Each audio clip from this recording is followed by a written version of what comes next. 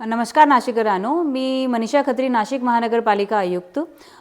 सर्व नाशिकरांसाठी माझा एक मेसेज असा आहे की आता आपण स्वच्छ नाशिकसाठी भरपूर प्रयोग करताय, आम्ही खूप प्रयत्न करताय, तुमचा पण त्याच्यात खूप मोठा सहभाग आम्हाला आहे।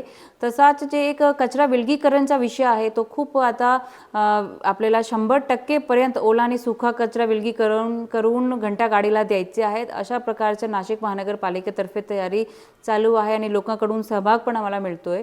परंतु या मोहिमेला आपला सहभाग 100% आम्हाला मिळावा, प्रत्येक नाशिककरांचा, प्रत्येक नाशिक नगरीचे नागरिकांचा सहभाग मिळावा आणि त्यांनी त्यांच्या घरचा जे कचरा आहे तो ओला आणि सुका कचरा वेगवेगळा करून विलगीकरण करून आमची घंटागाडीत द्यावा, असं आम्ही सर्वांना आवाहन करते।